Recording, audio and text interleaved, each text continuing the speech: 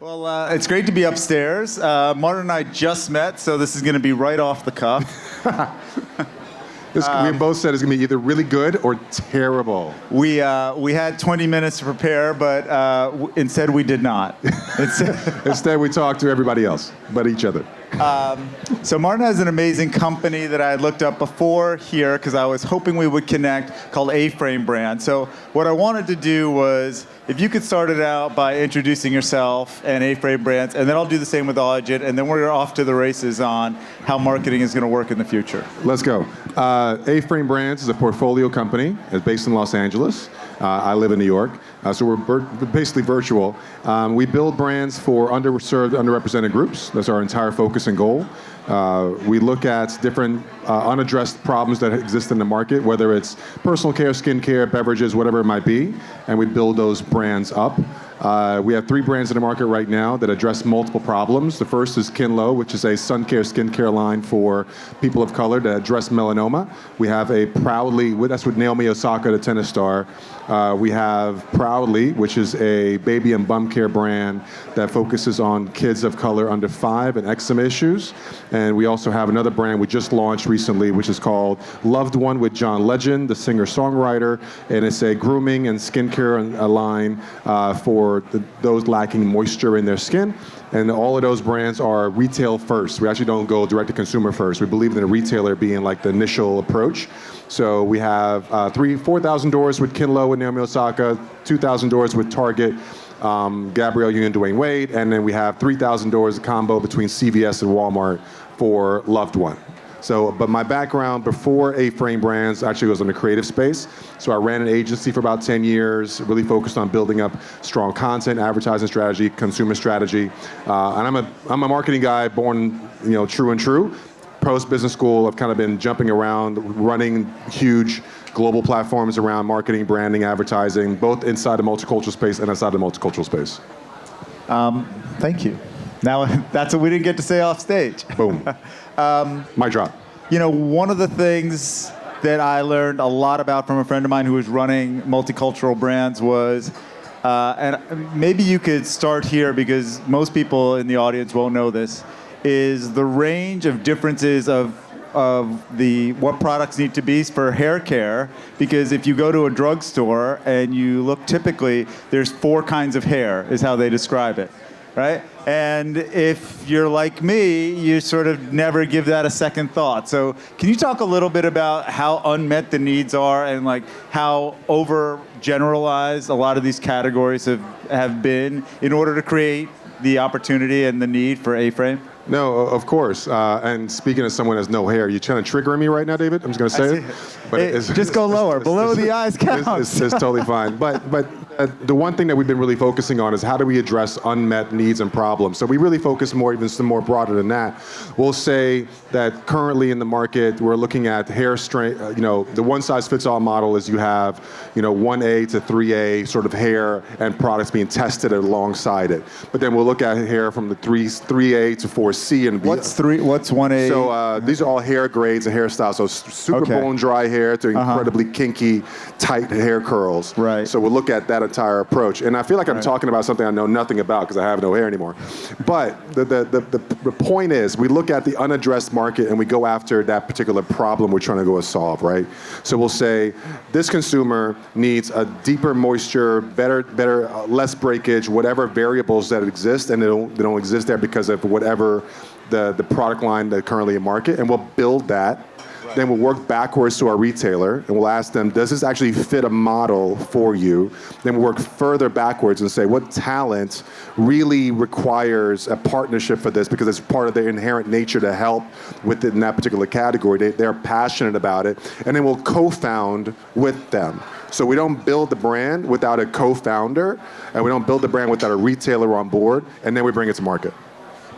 So that was a lot. For people who haven't spent time in this category, there was a lot in there from a marketing standpoint. But the thing that cuts right through is this is about identifying a real unmet consumer need and then bringing it to life in a much more innovative way and understanding the role of retail and the role of celebrity. So there's a lot. Let's start with the role of celebrity, since that's fun. Okay, so take us through an example. The John Legend example is a great one, but anything you want where you identify the need in the market, so how you started there, and then work forward to figure out how you put the rest of the pieces in place to put the marketing muscle to bring it to life. Sure. So my job is really to build the concept from the ground up. So I look for the opportunity in the marketplace. The biggest opportunity we found there was that people of color that had moisture issues were having to spend $60, $70, $80 on really good creams that were really good for them. So accessible pricing and affordability was a really big gap. Right. And so we believe that it is unfair to try to have a product that really has a need that's out in the marketplace and is unmatched with the consumer that cannot afford it, or maybe can afford it maybe half the time or a quarter of the time. So you should be able to have high quality ingredients at an affordable price. So we found that opportunity. We also found that people of color have hyperpigmentation in their skin that happens at a great 500 times greater than most people.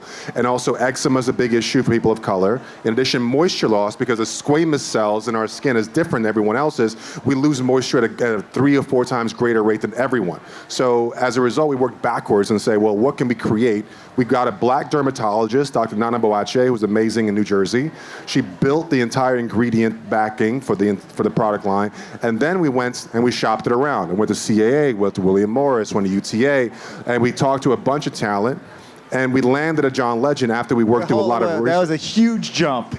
You just went from New Jersey dermatologist right to CAA. So I'm imagining some of that magic is you. So what's your process, and how do you think about when you have this kind of project? How do you package it up, and then how do you bring it to CAA and say, this is interesting? Are you coming with the retail distribution partner, or are they waiting to hear about the talent? Like, there's magic in there. There is. So it's a triangulation process that we have, and everything has to unfortunately work sort of in unison to be able to make it really work. So the research helps us get in the door with CA, UTA, and WME. That's one. But what also is a motivation factor for them is that agents are waiting for deals all day. Right. And they're not hunting deals out. So for us, we're coming to the table with something that really has value for them, because artists, if anyone has worked with talent, artists ever, you have like an amazing pop, and then you ultimately have diminishing returns over time. Right. So they're looking for a way to get back to a revenue stable state over time and not having to sell their publishing. So we're coming into the table and we're saying, we can drive equity, we can give you equity, your exits are 10 times revenue over 5 years, because we're going to bring something of value to the table, and all of a sudden everyone sees dollar signs, but they'll also see an opportunity to bring something amazing to the market. So it's a win-win for everyone. We're doing good and everyone's making money at the same time. So I've had a lot of experience with this, having worked with some of the top creators, influencers and creators. And I think one of the challenges that they have, and I'm wondering how you get by this, and the reason why so many people don't go through the traditional talent system, the CAA, the William Morris, is everybody wants to come to them and say, we're going to give you equity in this company, it's going to be worth a ton. And then they say, well, what am I getting paid now? And you're like, equity. And so my advice has always been, have some amount of money that separates you from that piece, but it's got to be difficult going to someone whose job is, who makes their money, which is what every agent does, based on a percentage of how much the check is, and selling equity. So do you guys do a combination of both? Do you have a different way of helping them see the value that maybe cuts through the clutter and separates you? Because that's so many people go to talent with that approach, and so few are successful. No, so it takes us a minute to actually land on the right talent, because one, we have research that helps to back up which one we want to use. But then we also go to talent that's established and has the same sort of idea and trajectory for what they want to do, right? Not every single talent's going to want to be in business. They just want to be talent. But their talent actually want to be able to have something in the market and interested in investing their time to get there. So we don't actually pay talent for any of this deal. We actually are contractually obligated to not pay them, to be honest, except for within an exit strategy. Now, we'll pay them talent fees when they kind of do a show or something like that. So how do you get through CAA with that pitch? We're very convincing. It's like just really convincing. So we walk in, we tell them the story. But at the end of the day, a lot of talent have already raised their hand and have said, we want to do a deal, and we don't care necessarily about the money today. And there are talent, trust me, 80% of the talent will say no.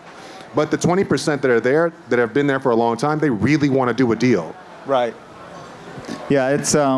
I think that says a lot about what A-Frame is doing to be able to get through that system that creates so many challenges. So, as you get the talent together, now you're at the point where it's time to build the brand. And I'm curious, which pieces of the marketing mix you're using is there? Obviously, you have your retail channel, but how are you getting the word out, and how are you promoting it, and how are you working with those partnerships to maximize your organic opportunities, but also understanding where that's not going to get you the growth you want fast enough?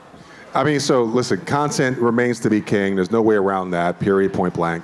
But what we focus on is educational content. What we're looking right now is the fact that the audience that we're going after requires some level of myth busting to kind of get into that understanding. Like, for example, I'm a bald-headed black man, and I just started wearing sunscreen over the last 3 or 4 years, when I should have been wearing it since I first started losing my hair, which was, I'm not going to tell you when.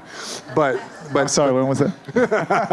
but the point is that myth busting, like, unfortunately, black and brown audiences, even Asian Americans as well, they believe that the melanin that's naturally inherent in their skin protects them from the sun rays, and that's not true.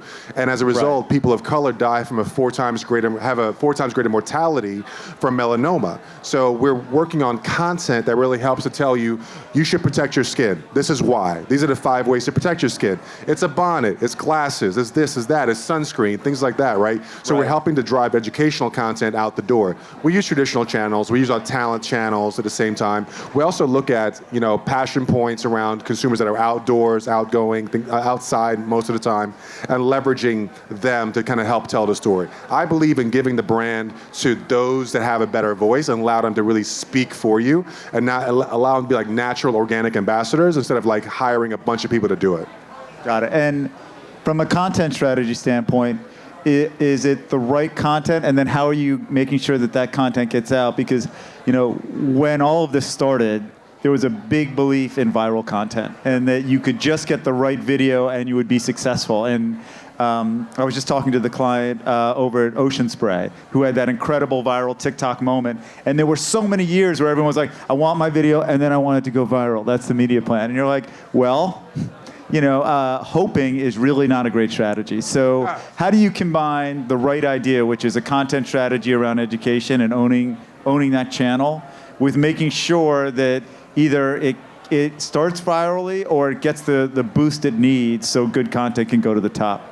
Honestly, I've kind of let go of the fact of anything related to viral and virality. So what we focused on mostly is, how do you just really build cut-through content that people really want to experience? How do you go after the Martins of the world that didn't even think about wearing sunscreen? How do you capture my attention and bring me in?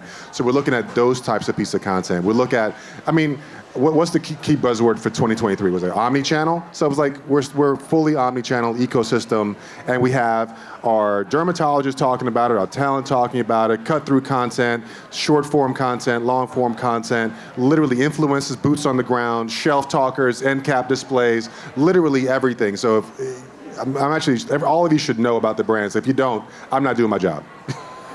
And are you using paid content as well to make sure, paid media to get the content out? And how do you think about targeting? Because, the promise of, let's say, programmatic.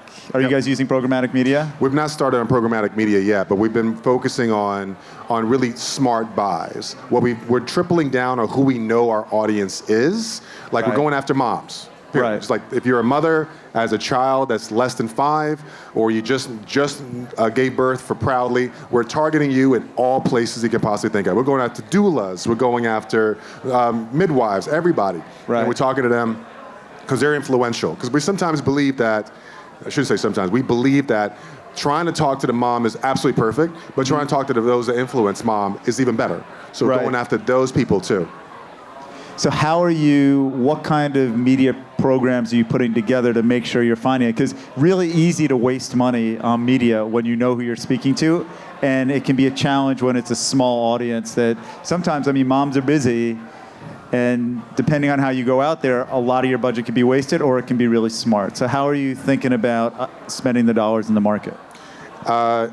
Frankly, the dollars that we have in market right now are with influencers that have strong shows on YouTube, Right. that are talking about the problems that we believe need to be addressed, have not been addressed very well. In addition, we're also looking at partnerships with larger platforms and kind of coming on some of their shows. We're trying to do as much like natural and organic integration into their shows. Right. In addition to working with leveraging our talent that have incredible network, right? And they bring a lot of people to the table. There's a lot of inbound as a result of having talent. The great thing about having talent as part of your ecosystem and the brand is that everybody now wants to work with you, which is great. Right. So the inbound is incredible. So now I'm able to say, this makes sense, this doesn't make sense, let's focus on other pieces that give us greatest value. And as all that's happening, and there's so much to choose from, especially as you're getting all the inbound, I think it's such a challenging moment when everything you're building at a company is happening only because it's your strategy and you're owning your calendar. When the inbound starts coming in, all of a sudden your day changes dramatically because you had 8 hours planned, and now 6 of them are responding to incredible inbounds, and the other 6 that you were actually planning on doing your research and thinking about product are gone. So how are you balancing the strategy of the inbound versus outbound to maximize it? Poorly, unfortunately. Really, really poorly. And I'm not going to lie, because this is startup world. Right. And everything's being thrown at you at the same time. Right. And being able to try to focus is probably the biggest fallacy. There is no focus in startup. There's like, what's the shiny ball and what's burning? Right. So you have to decide sometime if something is burning, needs to be taken care of, if something is a shiny ball, that's an opportunity, you have to jump at immediately. There's no middle. There really is never a middle. So for me, it's like, okay, strategically, we want to go after this audience, but sometimes there's an opportunity over here that gets from an inbound, like we have to jump out and put our resources on it, because as a result, I'll get earned media that I'm looking for over here. Right? So if the approach is, if my overarching strategy is, influencers are the mouthpiece, content is the king to help us get there, and I'm looking for earned media opportunities so that PR will pick it up and it will get more articles and more inbound. I've got to take an earned media opportunity here from talent that they're presenting so that I can have this other part over here, as opposed to hunting these pieces down. But there's sometimes something's just burning that I need to go after. Like a retailer will say, hey, Black History Month is coming up. You've got to create new end cap designs and new shelf talkers. We have some promos here for you to do. Literally everything goes to the wayside, and I've got to get that because retailer and making sure the retail drivers are really pushing consumers to buy off the shelf and move it off the shelf. Right. Yeah, so I'm the CMO of Audigent, and we are the top 10 fastest growing ad tech companies, which has been great. So we help with very specific data challenges and brands and agencies. But we've had this moment as we've been growing where we were doing all the work to create the buzz in the market. And now a lot of our partners, and we work with every large data partner and a lot of the largest publishers, now they've seen a lot of the momentum and success and are coming back to us. And we hadn't planned on that. So I'm looking at some people in the audience who I depend on me, and some deadlines are getting missed because you have to say, this is absolutely critical, that's amazing that it fell in our lap, and now we have to make some choices. And that's a wonderful position to be in, and it's a very stressful position to be in. It's wonderful and scary at the same time, because this thing that's over here that you've been focusing on building the entire time has been like, I can't do this right now. I got to literally put a pause on it because something else is calling my name. But then, listen, there's no right or wrong answer to this. It just depends on sometimes. Success sometimes is also just luck. Yeah. Like the right one that shows up at the right moment of the thing, and the thing happens to end up being the other thing, and the other thing ends up giving you like $1 billion. It's like, what's the thing that leads to the next thing, leads to the next thing? And I talk about it all the time. It's like, even like in my previous life, with my agency, when I was running it years ago, it was like we had an opportunity to come inside of Paramount Global, and Paramount Global was like the thing that's like, boom. Now it's like, that's the thing that led to the next thing, led to the next thing. Right. So that's kind of where I am now with A-Frame Brands. I mean, I think the key to managing it, and it sounds like you do this naturally, but I'm going to say it out loud, is having a purpose. Because the purpose clarifies how to choose 4 things when you can't do them all. Because it's a purpose-driven brand. You're bringing really important new solutions to market that don't exist, filling a gap. And that becomes the purpose. And then all the other decisions, it's like, oh, I would love to talk to that bee influencer who could get us 5 more million views this month. But if I don't take care of one of my retailers, then we fail and the product's not there for people to use. So we find that too, that purpose helps, and then purpose and then apologize. That's the follow-up. Well, I mean, so part of A-Frame Brands, we also do purpose-driven marketing. We have social impact as a big part of this because all of our talent require us to actually have a charitable component as part of the brand. So we work with the Dwayne Wade Foundation, the John Legend Foundation, the Naomi Osaka Foundation, and everything we do ultimately has a give back process. Like even in Miami, we did a diaper bank for moms of color that did not have diapers. We went and donated thousands of diapers on site as part of the charitable give back. Wow. So every single thing we do has a social impact component, but the greater purpose for A-Frame Brands is really building things for people that have not had it. Right. And have been left by the wayside. Because if you look at, even with skincare, just for a second, diving deep, even for skincare, when they tested skincare on a particular skin, they had never tested it on darker skin tones. Right. They targeted really more on the paler sort of skin tone. That was it. So being able to understand how it works on my skin, it's not even part of the chart. They're like, oh yeah, it's good for them, so it must be good for everybody else too, right? So it's not even part of the chart. So the purpose for us is like, half the population ultimately is left behind because half the population has a different skin tone, period. Yeah. It's just what it is. So, and it was funny, I had an interview with an unnamed media source, and they asked me in the interview, say, is it difficult to market your brands to a niche consumer? I'm like, yo man, 150 million people is not a niche consumer. Right. Like, people of color are like, we're 150 million people if you aggregate everybody. Stop bugging. It's crazy, it makes no sense. So anyway. I mean, don't give me my soapbox. Don't give me my soapbox. I want the soapbox.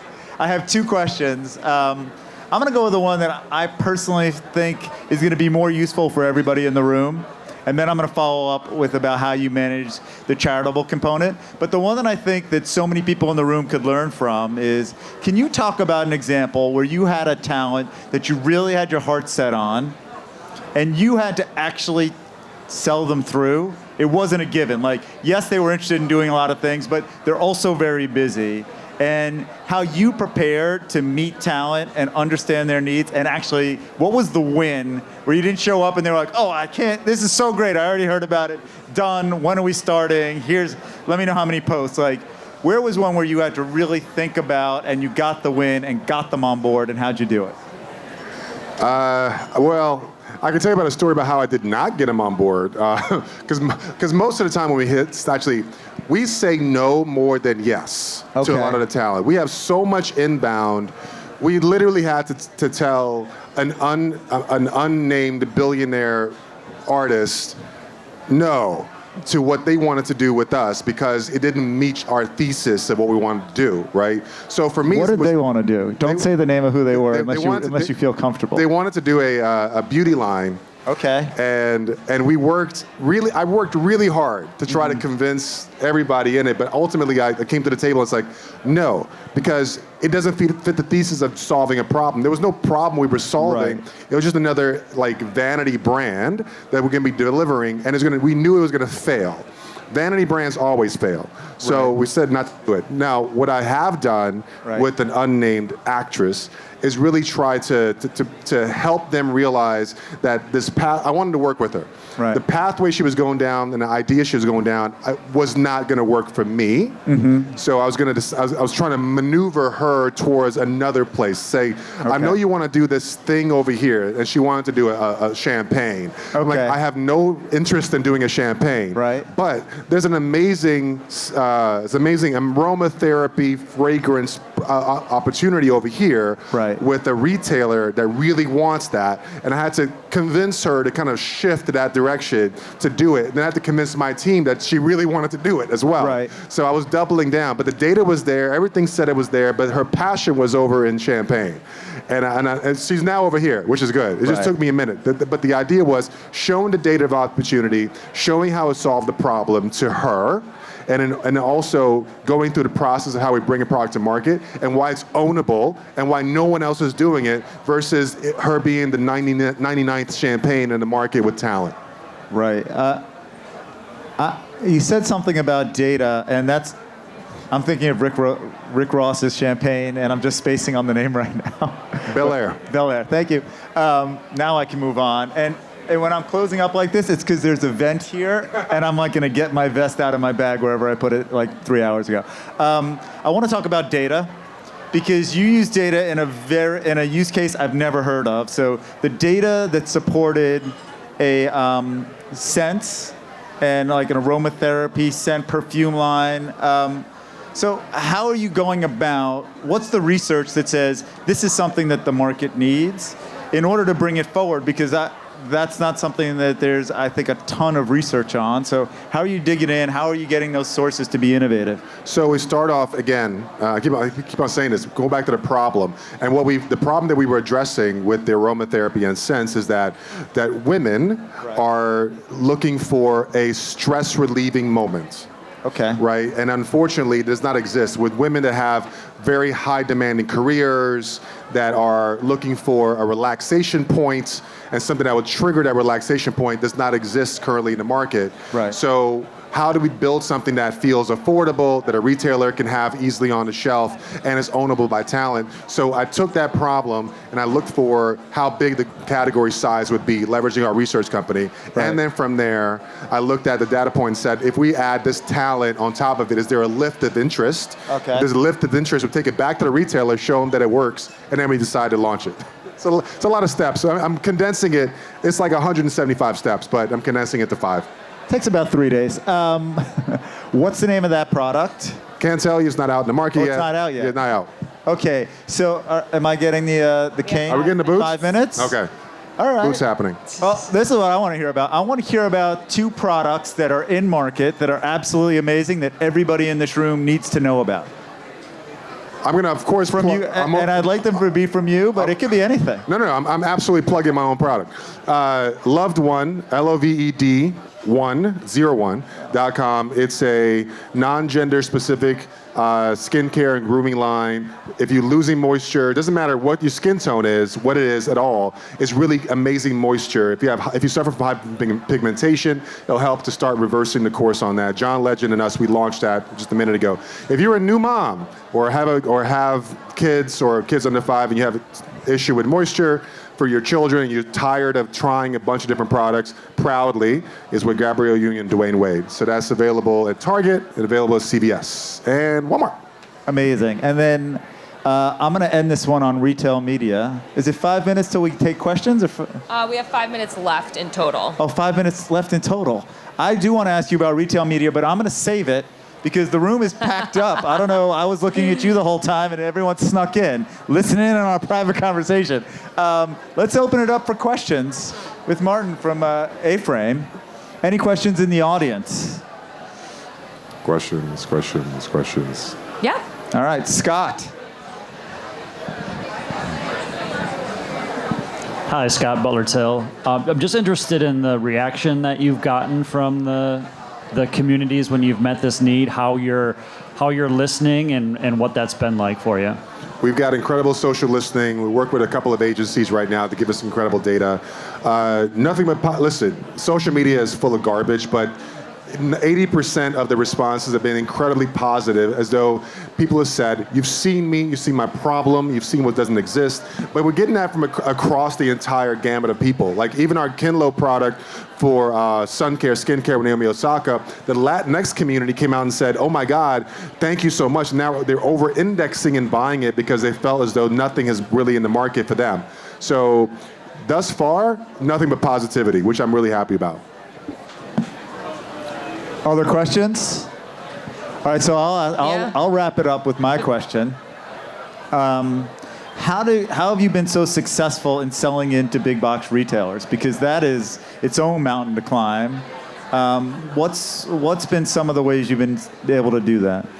Honestly, everything comes down to really good relationships. So we have top-to-top relationships on the merchandising side, and then we go from there and we start offering the data to them that says, this is an unmet need in the marketplace. We think it's really big. And the minute we start throwing around talent, they're like, please, please, please come in. Okay. Right? So it's like the talent, they're interested because of the data, but we sell them because of the talent.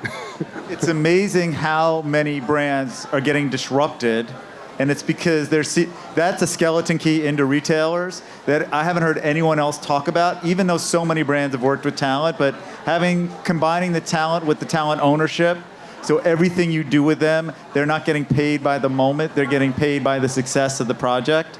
That's why the retailers love that, because they're not endorsers, right?